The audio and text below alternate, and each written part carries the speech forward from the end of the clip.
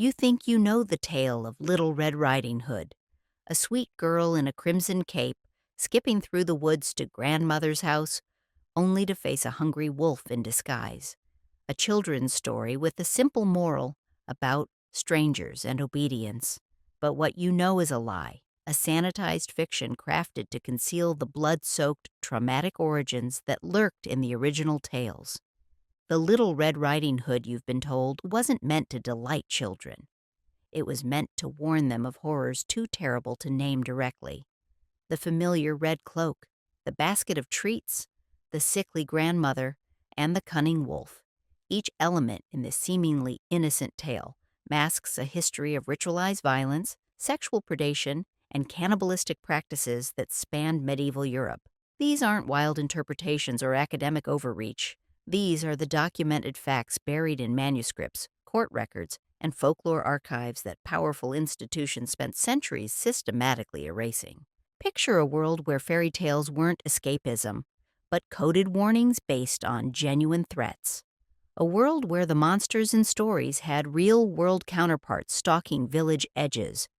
A world where children disappeared with alarming frequency, and where the explanations for those disappearances were too horrifying for direct address. That world, not the sanitized fantasy realm we associate with fairy tales, is where Little Red Riding Hood was born. The earliest traceable version of this tale emerges not from children's nurseries, but from 11th century oral traditions in France's Burgundy region, recorded partially in monastic warnings and court documents. These fragments don't mention a little girl in red, but rather the path taker, or the straying one, a child who wanders from safety into a wilderness populated not by wolves, but by something far more disturbing, men who had taken to living wild in the forests following the devastation of the First Crusade. The medieval mind understood something our sanitized modern sensibilities have forgotten. Children's stories were never meant to comfort. They were meant to prepare, and what our ancestors needed to prepare their children for would shatter our comfortable assumptions about the past. The first documented appearance of what scholars recognize as Proto-Red Riding Hood comes from the ecclesiastical records of Cluny in 1022. The text, written in cramped Latin marginalia, references the warning of the Red Hood in relation to a series of child disappearances in the surrounding villages. The Red Hood itself, that iconic blood-colored garment, wasn't a charming fashion choice. According to medievalist Dr. Eleanor Tremaine of Cambridge, it was a documented marker of children who had survived a peculiar form of trauma.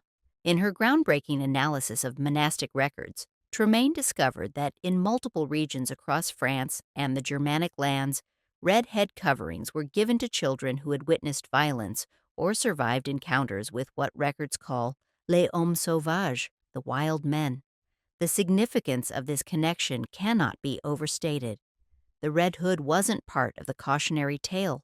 It was a real-world signifier worn by actual children who had already encountered predators and survived. The story wasn't warning about hypothetical dangers. It was documenting real ones. But here's what modern retellings don't want you to know. The wolf was never a wolf at all. The earliest manuscripts make no attempt to disguise what the wolf represented.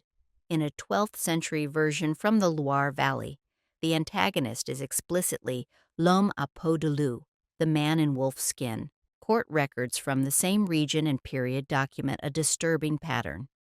Soldiers returning from crusades, unable to reintegrate into society, taking to forests where they survived by preying on travelers.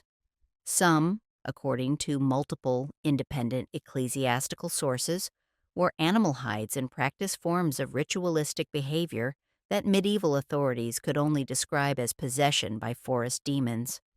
Imagine the Europe of the early Middle Ages, war-traumatized men returning to communities that could no longer support them, forests filled with outcasts and deserters, and village boundaries that offered little protection against the wilderness beyond.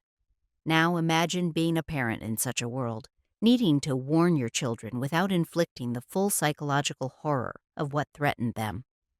The story of Little Red Riding Hood wasn't fantasy. It was barely disguised reality. The iconic elements of the tale reveal even darker truths when traced to their origins. The grandmother character, studied by French folklorist Claude Lecouteux, appears in the earliest versions not as a kindly elder but as la femme dévorée, the devoured woman. Multiple regional variants specify that the wolf feeds the girl portions of her own grandmother's flesh, tricking her into unwitting cannibalism. This motif isn't random cruelty or sensationalism. It directly reflects documented cases from medieval court records where isolated elderly women were targeted by forest dwelling predators. In the Burgundian court registry of 1174, three separate cases detail attacks on solitary women living at forest edges, with specific mention of body parts being taken, not as mere violence, but as part of ritualistic practice that authorities link to pagan survivals and trauma induced madness. The basket of food, that innocent detail we associate with childhood and nurturing, has equally disturbing origins. In pre modern European communities, food sharing was not casual generosity, but serious survival practice. During periods of famine and hardship, isolated community members, particularly the elderly, depended on food deliveries from their families. According to historical demographer Hannes Schulman, the practice of sending children on these deliveries was common but fraught with documented danger. His analysis of parish death records from 1100 to 1250 shows alarming patterns of child disappearances, specifically noted as occurring on the path to kin. But the horror doesn't stop there. The feature most disturbingly absent from modern versions is what medieval accounts call le ventre du loup, the wolf's belly. In multiple early tellings, the girl isn't rescued from the wolf's belly by a passing huntsman. Instead, she must cut her way out herself, emerging covered in blood that marks her transition from victim to survivor. This element, sanitized beyond recognition in modern tellings, reflects what ethnographer Miriam Rothschild identifies as a pattern of trauma initiation narratives common across European folkloric traditions. Stories that didn't shield children from horror, but instructed them in surviving it. The dialogue between the girl and the wolf disguised as grandmother, "What big eyes you have," "the better to see you with," takes on devastating new meaning when understood in its original context. According to manuscript scholar Thomas Harrington's analysis of a 13th century telling from the Rhineland, this exchange wasn't playful but pedagogical, teaching children to recognize predatory behavior disguised as familiarity. The physical transformations described, the eyes, ears, hands, and mouth, correspond directly to documented grooming behaviors recorded in medieval ecclesiastical court cases. "What big eyes you have" wasn't a child's naive observation, but a recognition of predatory staring, documented in multiple survivor accounts. "What big hands you have" reflected the documented pattern of inappropriate touching that preceded more serious assault. Each line served as a recognition prompt, training children to identify warning signs while disguising this training within a narrative framework. Consider the geographical distribution of the earliest variants. The tale doesn't appear randomly across Europe, but clusters specifically along pilgrimage routes, crusader return paths, and regions documented as having high concentrations of displaced persons following periods of war and famine. This isn't coincidence. Folklorist Maria Tatar's mapping of early Red Riding Hood variants against historical records of child disappearances shows disturbing correlation patterns that cannot be dismissed. The famous red color itself deserves special attention because its significance extends beyond simple visibility in the forest. In medieval color symbolism, red occupied a complex position between warning and temptation, but in the specific context of these early tales, forensic folklorist Henri Cazalis identifies a more concrete connection. Red was the color associated with children who had been marked for targeting by predators. His analysis of court records from 1190 to 1240 reveals multiple cases where attackers admitted to selecting victims who wore red garments, believing them to be already claimed by forest spirits, or, in some cases, by prior attackers who had marked them. This practice of marking potential victims appears repeatedly in regional judicial records, creating a horrifying feedback loop. Children who survived initial encounters were marked with red garments, which then made them targets for subsequent predation. The red hood wasn't protection, it was a target, and this devastating reality was encoded directly into the cautionary tales that evolved into the story we know today. But perhaps the most disturbing element concerns what happens inside the grandmother's house. Modern versions handle this as brief dialogue, followed by attack or rescue, but manuscripts from Normandy and Flanders detail extended interactions where the wolf engages the child in activities described euphemistically as the old games or bed play. These passages, systematically removed from later versions, correspond directly to documented grooming patterns described in ecclesiastical court records dealing with child abuse cases from the same regions and periods. The pattern becomes unbearably clear. Little Red Riding Hood wasn't an imaginative fairy tale, but a thinly disguised documentation of actual predatory patterns that threaten medieval children, particularly in vulnerable communities disrupted by war, famine, and social breakdown. The story elements weren't symbolic, but instructional, teaching recognition and, in some versions, resistance strategies. The transformation from this brutal reality into the sanitized children's story we know today wasn't organic evolution but deliberate sanitization. The pivotal moment came with Charles Perrault's 1697 publication of Le Petit Chaperon Rouge in his collection Tales of Mother Goose. Perrault, writing for the refined court of Louis XIV, systematically stripped away the most explicit horrors while preserving the cautionary framework. He replaced the human predator with a literal wolf, removed the cannibalistic elements, and eliminated the self-rescue narrative in favor of a simpler cautionary ending where the girl is simply devoured. What Perrault couldn't entirely eliminate, however, was the sexual subtext that had been part of the warning from the beginning. His version ends with a moral and explicitly stating, the tale warns girls against listening to wolves, particularly those tame, pleasant, and gentle wolves who follow young ladies into their homes. The brothers Grimm would later complete the sanitization process in their 1812 collection, introducing the huntsman who rescues both grandmother and child, thereby transforming a story of horror and self-preservation into one of male heroism and female helplessness. The transformation of Little Red Riding Hood from brutal warning to charming fairy tale represents more than literary evolution. It documents the systematic erasure of children's lived experiences of danger, replacing concrete warnings with abstract morality. Modern audiences have no idea that when they share the sanitized version, they are participating in the final stage of a centuries-long process of denial. What makes this historical erasure particularly disturbing is that the dangers the original tales warned against never truly disappeared.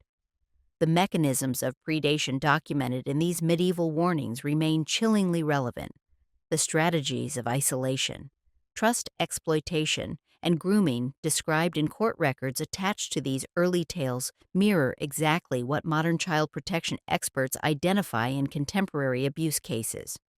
Archaeological evidence adds another layer of horrifying confirmation to the tale's foundations. Excavations of medieval forest sites across regions where early versions originated have revealed disturbing patterns of findings: small bone fragments in isolated forest dwellings, child-sized clothing remnants, and in at least 3 documented sites, what archaeologist Bernard Duchamp describes as ritual consumption evidence, human remains bearing marks consistent with cannibalistic practices. The site most directly connected to Red Riding Hood variants is the Schwarzwald excavation of 1983, where a forest dwelling dating to approximately 1215 yielded both animal pelts and human remains, including fragments identified as belonging to at least 3 different children. The dwelling's location exactly matches the area associated with the earliest Germanic versions of the tale, recorded in ecclesiastical warnings from the monastery at Freiburg. Contemporary audiences would have recognized instantly what modern readers miss entirely. The story wasn't allegory but reportage, thinly disguised to make the unbearable bearable, enough to serve as warning. When medieval parents told children the tale of the girl and the wolf, Both teller and listener understood they were discussing real predators who had claimed real victims from their communities. The psychological implications are profound. What does it mean that one of our most recognized children's tales originated as a documentation of trauma so severe it could only be addressed through narrative displacement? What does it reveal about our relationship to historical suffering that we have so completely sanitized this account of real horror into charming entertainment?